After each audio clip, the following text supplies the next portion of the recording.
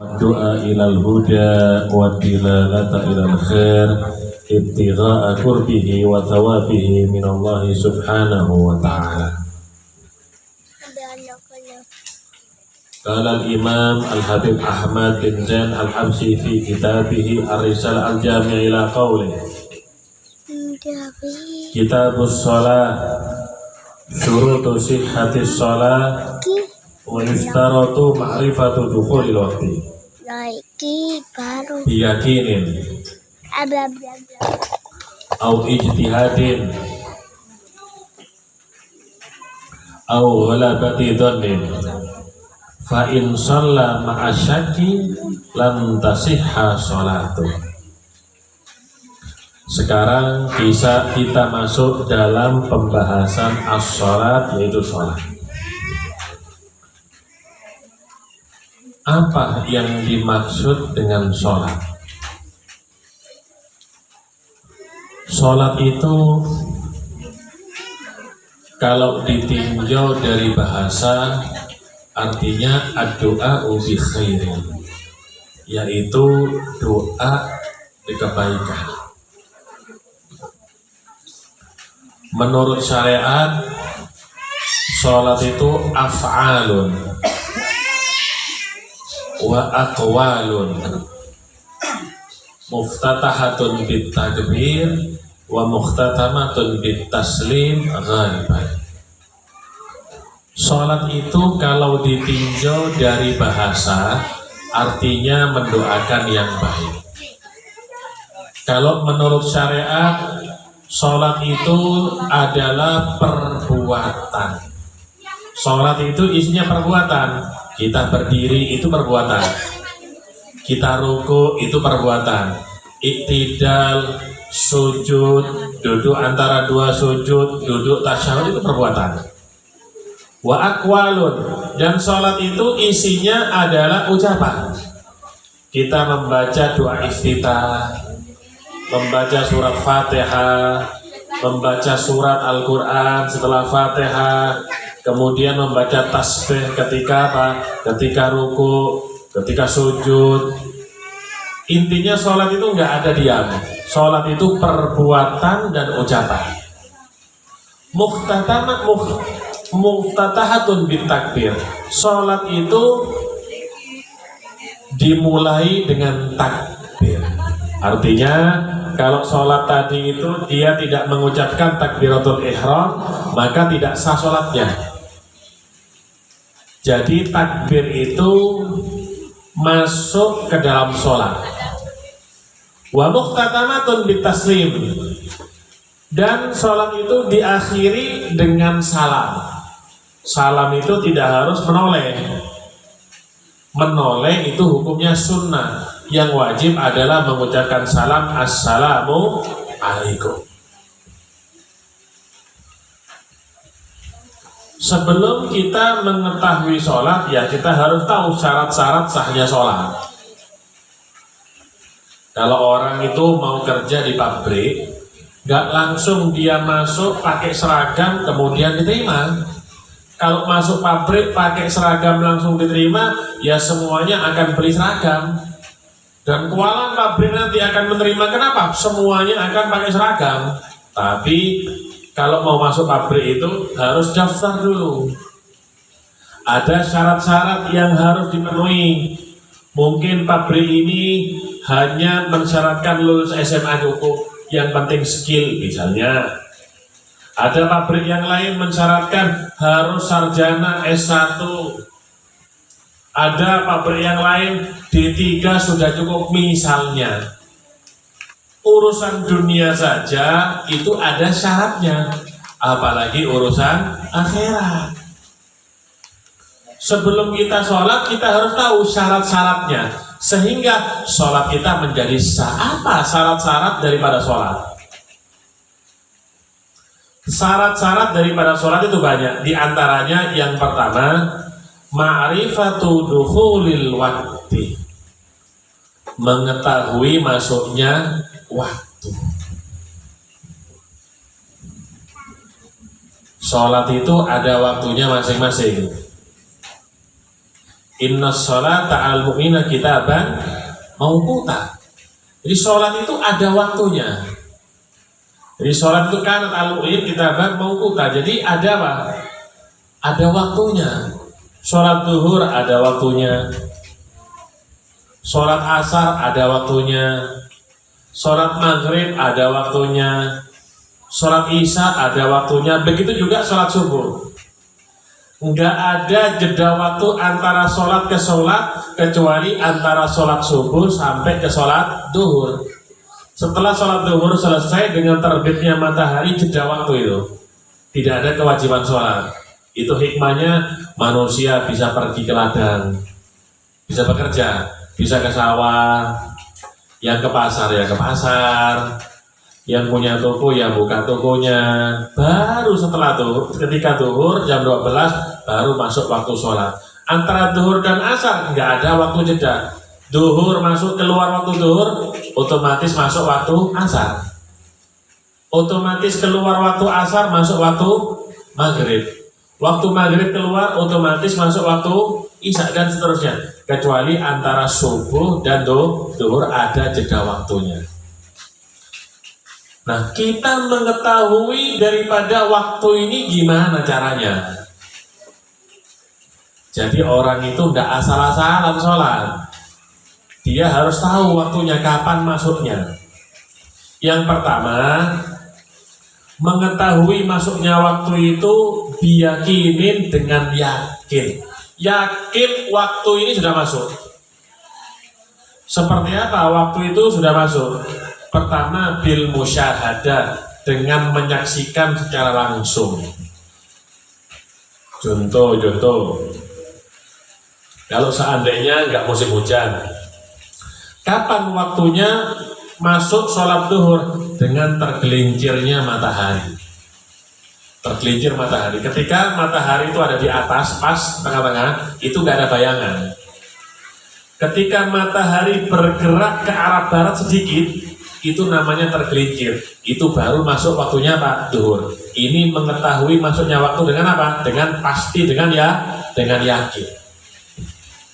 Atau mengetahui masuknya waktu itu bisa dengan bi-ikhbari thiqati, dengan mendapatkan kabar daripada orang yang jujur. Ono wong jujur, tidak pernah carpak, tidak pernah goro, kemudian ngabari kita, baru saja masuk waktu duhur misalnya, boleh kita berpegang dengan ucapannya. Tapi orang yang jujur, wong sing biasa carpak, sing biasa goro, tidak bisa dipercaya, tidak bisa. Yang boleh diambil tadi ikhbaru thiqah, kabar daripada orang thiqah, orang yang jujur. Tapi orang yang jujur tadi bukan cuma sekedar memberi kabar, tapi orang yang jujur tadi mengabari an mu'ayyadatin, dengan menyaksikan juga. Dia menyaksikan, kemudian memberikan kabar, menyampaikannya kepada kita, itu boleh. Jadi orang yang jujur tadi menyaksikan memang masuk waktu, kemudian menyampaikan kabar ke kita, boleh. Atau mengetahui masuknya waktu dengan yakin bisama muadzinin arifin fi sahwin, atau dengan mendengar azan yang ada di masjid musola, yang memang orang yang azan tadi mengetahui masuknya waktu. Jadi dengan bersandar kepada azan-azan yang ada di masjid musola, itu bisa. Atau zaman sekarang itu bersandar kepada jam. Jam ini kan nggak mungkin berubah kecuali baterainya apa? Baterainya habis, mati, tidak gerak. Sedangkan sekarang itu dengan ilmu falak, jangankan sekarang, waktu masuknya sholat 100 tahun itu sudah diketahui dengan dihitung. Artinya dengan kita pakai jam ini, kita bisa dijadikan sandaran kalau memang kita tahu masuknya waktunya. Karena berubah-ubah, kadang-kadang kalau sudah mendekati bulan Ramadan, kadang-kadang agak mundur dikit. Kalau sudah keluar mulai maju lagi, tapi harus tahu masuknya waktu. Artinya bisa boleh bersandar kepada jam. Kenapa? Jam nggak mungkin berubah. Atau yang kedua, mengetahui masuknya waktu dengan cara bijtihadin, dengan berusaha. dengan cara berusaha ya apa contohnya? Orang di penjara, ada orang di penjara, misalnya penjaranya ini bukan penjara muslim, non muslim, sehingga kita nggak dikasih tahu kapan masuknya waktu sholat, ya kita berijtihad di situ, kita berijtihad, berusaha bagaimana mengetahui daripada masuknya waktu, ijtihad. Atau ijtihad itu bisa dengan apa? Kasauti dikin mujarrob, seperti suara ayam jago yang mujarrob. Misal punya ayam jago ini pasti tiap harinya ayam jago ini berkokok barengan dengan adzan subuh. Bisa kita bersandar dengan ayam tadi. Cuma uang kadang-kadang macam-macam, tafsirannya ke macam-macam. Di kitab ya udah ono titik jago bengi-bengi keluru apa aja ini macam-macam, nggak ngono-ngono di kitab itu. Di kitab itu nggak ono. Jadi ojo gampang percaya, akhirnya gampang nuduh, akhirnya gampang nuduh wong sing tidak bener. Oh bengi ono titik jago keluru, nggak perlu ono maling jupuk itu.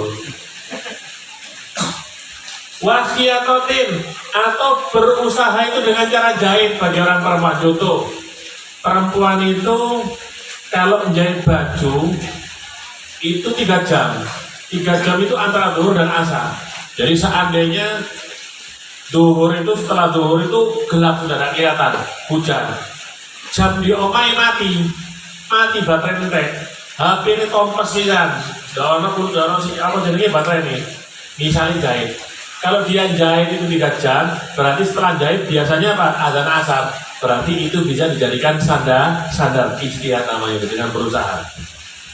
Atau dengan sinaan. Sinaan itu koyok uang, contohnya gampangnya gawe kursi. Uang itu gawe kursi biasanya 1 jam baru ganti. Nah, jarak maghrib isya itu 1 jam. Seandainya dia nggak mengetahui maksudnya waktu dari maghrib, bisa dengan cara apa? Berusaha tadi, biasanya kalau membuat kursi 1 jam, berarti setelah membuat kursi jadi, berarti masuk waktu sholat apa? Sholat isya. Tapi nggak cukup bersandar dengan pekerjaan tadi, tapi dengan ada ta'amul, dengan ada koreksi. Kira-kira pekerjaannya ini lebih cepat dari biasanya atau standar kayak biasanya. Kalau lebih cepat berarti lebih duluan, nggak bisa. Jadi sambil ada ta'amul, sambil diteliti.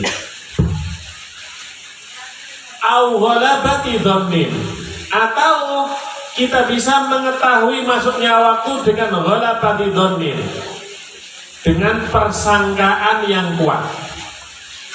Dengan persangkaan yang kuat. Seperti apa? Taklidi mujtahidin, dengan mengikuti orang mujtahid yang mengetahui. Taklid, melok uwong sing ngerti. Seperti orang yang buta, mau tidak mau mengikuti siapa? Orang yang bisa melihat. Mengikuti orang yang bisa melihat. Jadi ini urut-urutan cara mengetahui masuknya waktu. Iya biyen niku angel, saiki serba canggih. Kadang-kadang wis diatur di HP niku aplikasi waktu ni adzan, tapi wong isi ngorok kadang-kadang. HP ni adzan subuh Allahu Akbar, sing duwe HP sing turu kadang-kadang diadani, untung itu di kuburan diadani. Kadang-kadang HP ini sing adzan wong itu turu kadang-kadang. Saiki zamane wis canggih. Untuk mengetahui masuknya waktu gampang sekarang. Ini dulu sulit. Oh sekarang gampang. Kadang-kadang WhatsApp, kadang-kadang gampang. Caranya banyak sekarang. Nah, imbasnya apa? Fa in shalla ma'asyaki lam tasihha sholatu. Barang siapa yang sholat ragu dengan masuknya waktu. Iki wis mlebu apa durung ya waktu sembahyang ya? Ragu. Terus sembahyang lam tasihha sholatu, maka sholatnya tidak sah, walaupun Setelah itu ada orang yang mengatakan baru saja masuk waktunya sholat, dia sudah sholat, tidak sah walaupun dia ternyata sholatnya dalam keadaan masuk waktu. Kenapa? Karena sholatnya dalam keadaan ragu. Karena sholatnya dalam keadaan ragu. Kalau dalam keadaan ragu, tunggu sampai hilang keraguannya. Contoh mendung, ketika siang mendung, tunggu sampai yakin waktu itu benar-benar masuk. Jadi jangan sholat sambil dalam keadaan ragu, gak sah sholatnya. Wa yustaratu aidan, dan disyaratkan juga ma'rifatul kiblat. Sebelum sholat seseorang harus mengetahui arah kiblat. Mengetahui arah kiblat. Gimana caranya mengetahui kiblat? Ya seperti mengetahui masuknya waktu. Yang pertama dengan cara yakin. Ya apa caranya? Dia berdiri di hadapan Ka'bah. Sing durung pernah ngadeg di ngarepe Ka'bah, mudah-mudahan tutup. Jadi kalau yakin, ya di hadapan Ka'bah, dia sholat di hadapan Ka'bah, yakin ya kan? Sholat itu sunnahin dalam lingsor 4 sujud. Tapi di ngarepe Ka'bah ya apa? Delok Ka'bah apa delok tempat sujud? Nah, dibedakan di sini oleh ulama. Bagi afaki, bagi orang yang berasal dari luar Mekah, sunnah lihat Ka'bah. Apa? Jarang delok. Ya delok di TV sering. Apa maneh nek Ramadan jam 2 bengi pas tarawih di Masjidil Haram, tapi kan tidak langsung. Sampean delok langsung ditakdirno ning ngarepe Ka'bah, nangis sampean. Pertama kali wong sing delok Ka'bah pasti nangis. Kadang-kadang di hati niku mikir, kok iso awak iki dosane akeh ana ning ngarepe Ka'bah yo. Jadi kalau orang afaki, orang luar Mekah, sunnah melihat Ka'bah.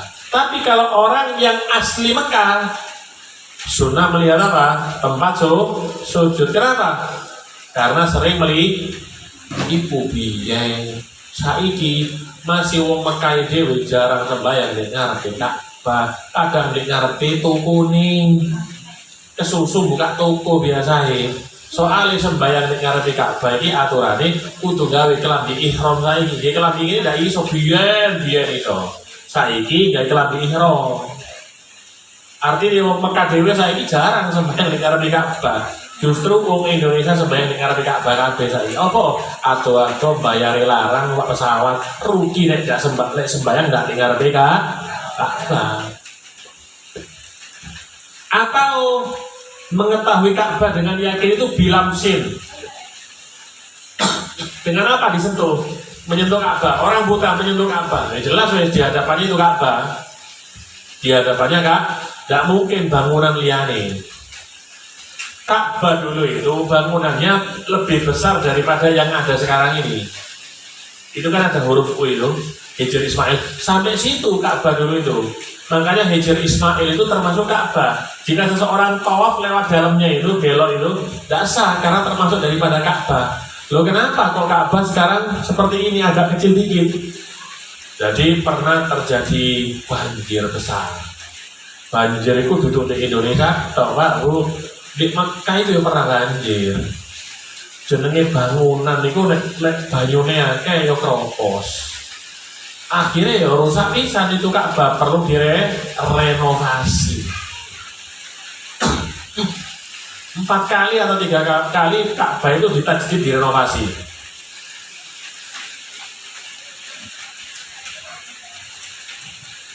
Mungkin zaman saiki diumumno renovasi Ka'bah sapa sing nyumbang paling rebutan nyumbang gawe bangunan Ka'bah.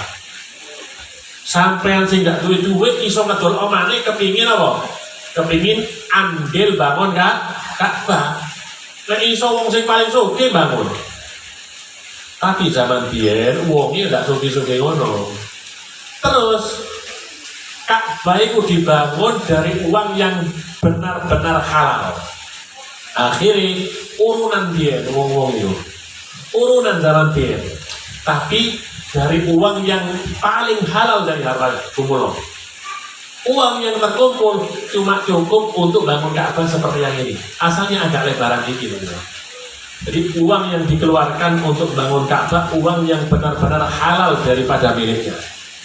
Cerita yang ngono. Tingkatan yang kedua, urutan yang kedua, cara mengetahui daripada Ka'bah, kiblat. Kalau kita mazhab Imam Syafi'i, menghadap kepada kiblat. Kiblat itu ya Ka'bah. Kalau mazhab Imam Malik, orang yang di timur kiblatnya adalah barat. Orang yang di barat kiblatnya adalah arah timur. Gampang menurut mereka.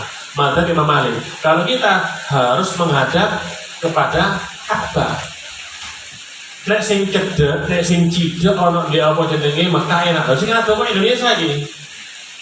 Nah, karena kita sudah melihat kayak masjid yang ada, musola yang ada, itu sudah diukur pakai ilmu falak menghadap ke barat. Ya kita juga menghadap ke barat, itu tidak ada masalah. Ya apa kan ngukur ngepas oleh di oma-oma ya iso. Terus menghadap ke barat itu sudah sah sholatnya sudah. Yang kedua, mengetahui kiblat itu dengan cara apa? Bi khabar ini qatin. Dengan mendapatkan kabar daripada orang yang jujur. Tadi itu ngabari juga an ilmin, dia tahu. Dia bukan mendapatkan kabar dari orang lain. Akhirnya apa? Kabar-kabari akhirnya. Tapi dia tahu melihat Ka'bah dari sana, kemudian ngabari Ka'bah sebelah sana. Atau misalnya Ka'bah itu diikat pakai tali, talinya ditarik misalnya. Jadi kabarin loh arahnya Ka'bah, tidak ada masalah. Atau ada tempat di sana, di Mekah atau di Madinah, dulu ada mihrab yang Nabi Muhammad sholat ke arah situ. Yo situ wis, melok kanjeng apa? Melok kanjeng Nabi Muhammad. Insya Allah nggak orang yang melenceng.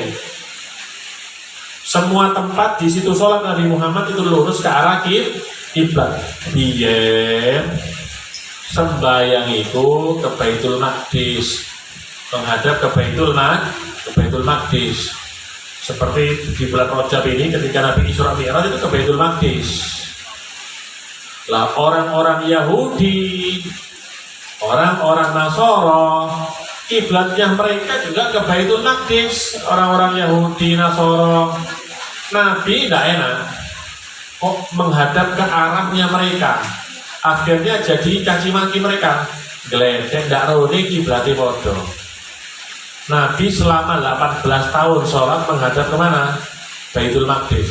Akhirnya ketika Nabi sholat asar, saat itu Nabi di daerah Bani Salamah atau Bani Salimah, Nabi sholat.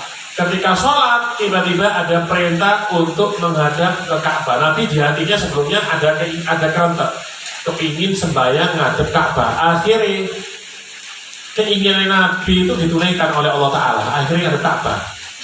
Tengah-tengah sembahyang asalnya menghadap Baitul Maqdis, berubah akhirnya menghadap Ka'bah. Si imam yang ada di depan akhirnya di belakang, yang makmum ada di depan, tapi khususnya untuk saat itu aja. Tidak boleh imam di belakang, makmum di depan. Di mana-mana imam di depan, tapi khususnya waktu saat itu. Dan sekarang diabadikan jadi apa? Masjid Kiblatain sekarang ada di kota Madinah. Ada di kota Madinah Masjid Kiblatain.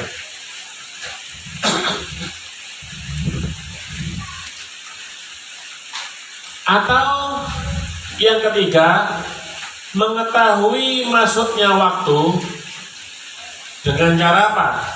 Dengan cara ijtihad. Ijtihad itu berusaha lihat apa? Beda kalau dengan kompas sekarang. Kompas itu jitu. Seperti kalau malam hari dulu kita waktu di Hadramut diajari. Tapi sekarang nggak pernah lihat saya. Dulu di sana kan jarang hujan. Kalau malam itu ada bintang 4 lurus, ada bintang 4 lurus. Coba kapan-kapan dilihat, bintang 4 lurus. Nah itu bintang lurusnya itu menghadap ke arah kiblat, menghadap ke arah kiblat. Atau mungkin angin bersandar sama angin. Orang tahu zaman dulu ini angin apa? Angin timur. Berarti arahnya angin kemana? Ke barat. Berarti arahnya ke barat ke kiblat. Itu dengan ijtihad. dengan apa? Taklid mengikuti orang. Seperti orang yang buta, ya mau sing pijat, ndak gitu. Mau tidak mau dia mengikuti orang yang bisa melihat. Kalau kiblatnya sholat adalah Ka'bah, kiblat daripada seorang murid adalah syekhuhu, yaitu gurunya. Jadi kiblat itu macam-macam. Kiblat sholat ya Ka'bah, kiblatnya santri ya gurunya. Jadi seperti itu. Alhamdulillah, sekarang kita ini berada di bulan yang mulia, yaitu bulan Rajab. Bulan Rajab ini termasuk salah satu bulan yang dimuliakan oleh Allah Subhanahu wa Ta'ala dalam Al-Quran. Bahkan bukan cuma orang Islam, orang-orang jahiliyah sebelum Islam, mereka juga memuliakan, menghormati daripada yang namanya bulan Rajab. Kok nek wis teko bulan Rajab, nek wis teko bulan Rajab wong biyen iku wong jahiliyah. Ndak ono sing tukaran, mandek tukaran. Dilarang, diharamkan. Jadi diharamkan, nggak ada pertumpahan darah. Jadi mereka benar-benar menghormati dengan bulan Rajab. Biasanya kalau bulan Rajab ini, biasanya di rumah para habaib diadakan pembacaan Sahih Bukhari, tabarukan dengan Al-Imam Bukhari. Jadi baca Sahih Bukhari di pondok kita, baca Sahih Bukhari, baca seperti tadarusan Al-Quran, baca Sahih Bukhari. Dan yang dianjurkan di bulan Rajab ini berpuasa. Poso tidak sampean, Bu? Sampean tidak poso, bulan Ramadan kok kaget sampean. Biasanya mangane rong wakul, akhir tidak mangan. Puasa itu bagus. Bukti ini, kalau ada orang yang mau operasi, disuruh apa sama dokter? Puasa dulu 8 jam, tidak boleh makan. Kenapa? Untuk membersihkan yang ada di dalam badannya, gampang. Tapi kalau ada makanan repot bersihin ini. Sumu tasihu, puasalah kata Nabi, niscaya kamu sehat. Jadi sehat itu bukan cuma minum vitamin. Dengan orang itu puasa sehat. Kenapa? Karena kebanyakan penyakit itu berasal dari apa? Makanan. Berasal dari yang di dalam perut kita. Itu kebanyakan penyakit. Tapi ya ada penyakit yang bukan dari perut, apa? Pikiran. Makanya ojo akeh pikiran sampean. Sampai pikiran iso loro. Makanya sampai nek kepengin kurus gak usah diet. Pikiran sing akeh, pikirono bojone kawin maneh. Piye sampean ya? Kurus sampean akhirnya. Lah sing lanang sing guru kepengin lemu ya apa? Ya pikiran kawin maneh ra di maneh masih gak iso rapi. Kan seneng to. Lemu, lewong santai kurang lemu, lewong sumpah kurang terus. Jadi Rajab ini, bulan Rajab ini jadikan apa? Latihan untuk menjalani puasa Ramadan. Masih tidak bendino poso 3 hari sekali, 4 hari sekali, tidak apa. Yang penting puasa. Dianjurno di bulan Rajab ini poso dianjurno. Sing duwe tanggungan poso Ramadan tahun ini, sampean duwe tanggungan yo, ora duwe. Alhamdulillah sampean ndak duwe tanggungan. Tapi nek duwe tanggungan durung dibayar di bulan Rajab iki enak. Tapi ojo lali niat loro, niat kodok bulan Ramadan dan niat apa? Puasa oleh pahala loro. Oleh pahala Ramadan, bayar nyaur Ramadan, ambil pahala apa? Poso Rajab. Dianjurno poso di bulan Rajab, hadisnya wakeh. Jadi Kanjeng Nabi dalam hadis, inna fil jannati naharon yuqalu lahu Rajab. Di swarga iku ana siji kali jari Kanjeng Nabi jenenge kali Rajab. Ana siji kali jenenge kali Rajab. Banyune iku lebih putih teko susu, lebih manis teko madu.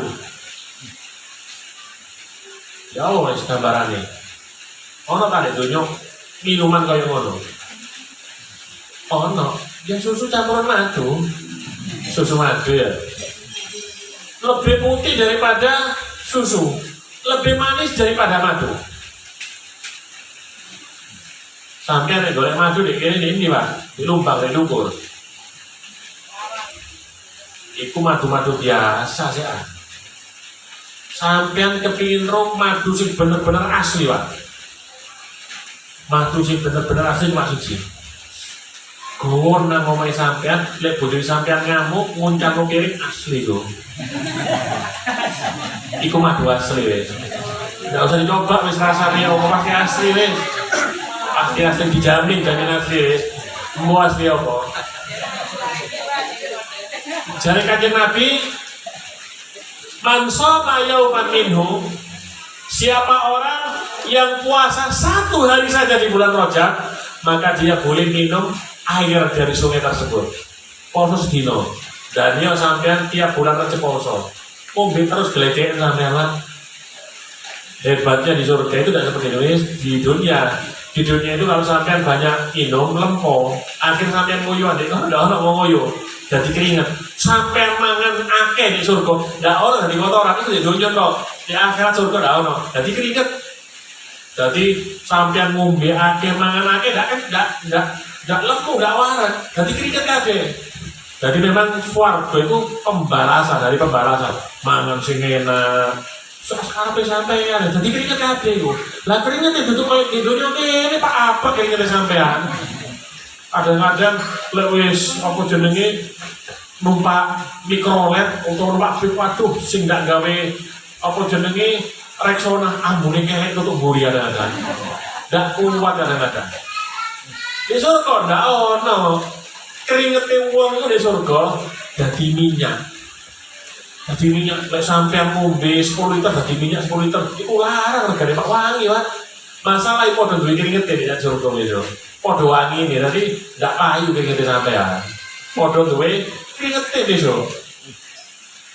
Terus yang kedua dianjurkan di bulan Rajab sodako. Sodako coba pedit.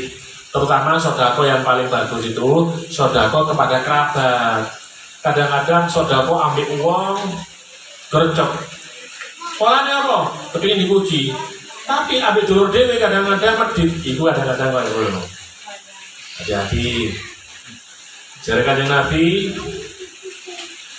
sodako tin fi Rajab, sodako di bulan Rajab, sodako yang diterima Nabi ya, sing ikhlas, sodako sing ndak ingin dipuji menungso. Iku pahala kaya apa Kanjeng Nabi? Ba'adahullahu bainahu wa bainan nar. Allah akan jauhkan antara dia dan neraka kami dari ghurab, seperti burung gagak farokon terbang mulai kecil wa mata hariman atau haraman dan mati tua. Nek misale marung gagak itu umurnya 4 tahun, Mbak. Mulai bayi ngawang ndak mudun-mudun, ndak mandek sampai 4 tahun. Kira-kira kok ndi, Pak? Ya paling wis muter donya ndak mandek. Nah, kaya ngono iku wong sing sedekah di bulan Rajab diadono teko neraka di pengira. Ayo aja mati sampean, sedekah di bulan Rajab. Sing ketika di bulan Rajab ojo lali sing akeh istighfar. Ojo istighfar. Astagfirullahaladzim, astagfirullahaladzim, sakarat. Cuma orang siji riwayat. Ada satu riwayat dari Wahab bin Munabbih. Dikatakan oleh Wahab bin Munabbih, qara'tu fi ba'dil kutubil munazzah. Aku membaca di sebagian kitab-kitab yang diturunkan oleh Allah. Anna man istaghfara fi Rajab bil ghadati wal asi. Siapa orang yang membaca istighfar di pagi dan sore hari 70 kali, pagi 70, sore 70, lam tamassanna rujildan, maka kulitnya tidak akan disentuh oleh api neraka. Hebat teman ini istighfar. Apa bacaannya? Rabbi firli warhamni watub alayya. Ayo dirapno. Rabbi firli warhamni watub alayya. Ing 70, isu 70, mari sembahyang subuh 70, mari sembahyang asar 70. Rabbi firli warhamni watub alayya. Rabbi firli warhamni watub alayya. Rabbi firli warhamni watub alayya. Rabbi firli warhamni watub alayya. Rabbi firli warhamni watub alayya. Rabbi firli warhamni watub alayya. 70. Orang yang baca ini di bulan Rajab kulitnya tidak akan disentuh api neraka nantinya. Nah, enak kan? Tinggal kita yang menjalankan daripada amalan-amal ini. Mudah-mudahan Allah memberikan barokah kepada kita di bulan Rajab dan di bulan Sya'ban, dan dipanjangkan umur oleh Allah Subhanahu wa Ta'ala sehingga kita bisa mendapati bulan Ramadan. Amin, Allahumma amin. Ayo, yang ada pertanyaan dua saja karena ada rapat hall ini. Jadi minggu besok ada hall di kuburan Waring Wuling, hall Habib Akil dan Habib Husin Bafaki. Hall dimulai jam 8:30 pagi minggu besok. Hari Sabtu sebelumnya sholat maghrib di sana diadakan pembacaan maulid. Ayo soal dua saja. Ini tunggu rapat soalnya saya di sana ini. Ayo soal dua. Yang ada soal silakan.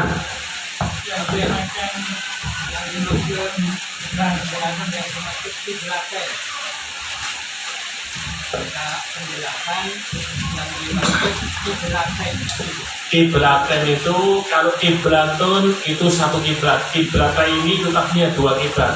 Tidak ada dua kiblat. Kiblat itu sekarang satu. Dinamakan kiblaten karena di situ terjadi pernah sholat mengarah kepada dua kiblat. Waktu itu dalam sholat menghadap ke Baitul Maqdis, tengah-tengah sholat berubah menghadap kemana? Menghadap ke Ka'bah. Akhirnya kejadian sejarah ini dibuat satu monumen, dibangunlah masjid di situ. Akhirnya masjidnya dinamakan apa? Masjid Kiblaten. Di zaman pemerintahan Turki, Abdul Hamid, Sultan Abdul Hamid yang kedua. Semua itu bangunan-bangunan di sana itu dibangun oleh Sultan Abdul Hamid yang kedua zaman itu. Jadi itu namanya Kiblaten. Wudhu yang bagus, wudhu yang dikerjakan sesuai dengan syarat-syaratnya, sunnah-sunnahnya. Misal, sunnahnya wudhu itu sebelum wudhu membasuh kedua tangan. Setelah itu memasukkan air ke dalam mulut berkumur 3 kali. Kemudian memasukkan air ke dalam hidung 3 kali. Kemudian bersiwak dulu. Bersiwak, ini siwak.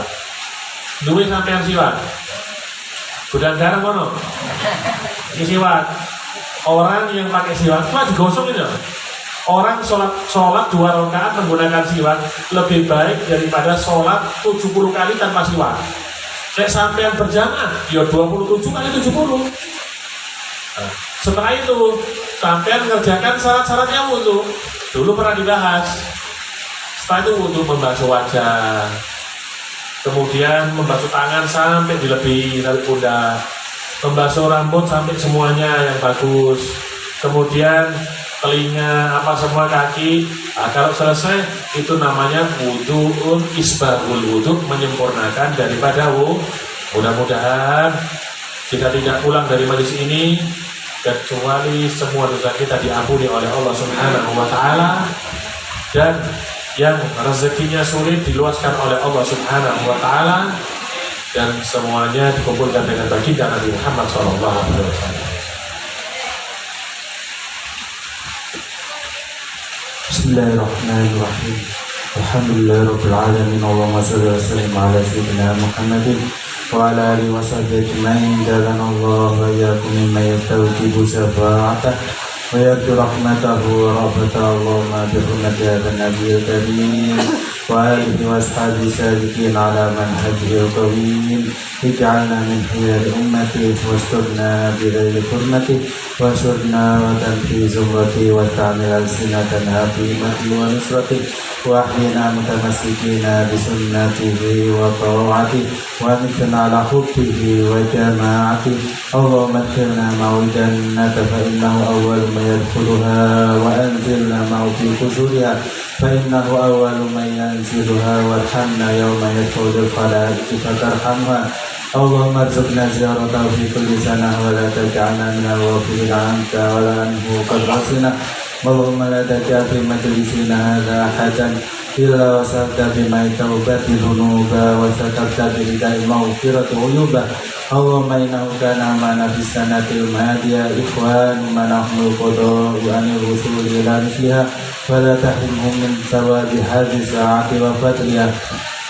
اللهم ارحمنا إذا سرنا من أصحاب القبور ووفقنا لعمل صالح يبقى ثناه على ممر الدهور. اللهم اجعلنا لآلائك ذاكرين ولنعمائك شاكرين وليوم رضاك من الذاكرين واحينا بطاعتك من المسؤولين. وإذا توفنا فتوفنا غير مفتون ولا مخذول واختم لنا منك بخير أجمعين.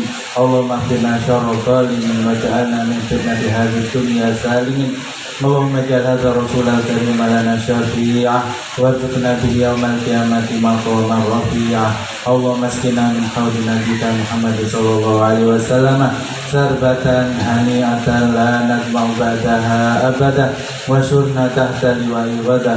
اللهم اغفر لنا به ولآبائنا ولأمهاتنا ولمشايخنا ولمعلمينا وذوي الحقوق علينا ولجميع المؤمنين والمؤمنات والمسلمين والمسلمات الأحياء منهم والأموات إنك مجيب الدعوات وقاضي الحاجات وغافر الذنوب والخطيئات يا أرحم الراحمين. وصلى الله على سيدنا محمد وعلى آله وصحبه وسلم. سبحان ربك رب العزة عما يصفون وسلام على المرسلين والحمد. لا إله إلا الله الموجود في كل زمان.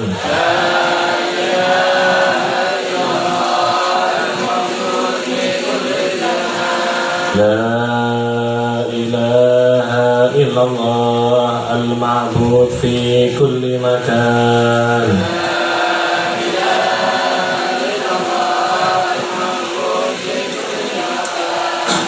لا إله إلا الله المذكور بكل لسان.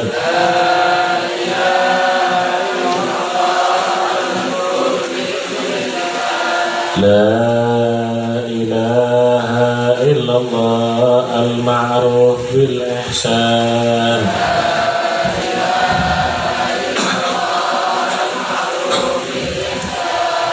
لا إله إلا الله الأمان الأمان من جميع الإيمان.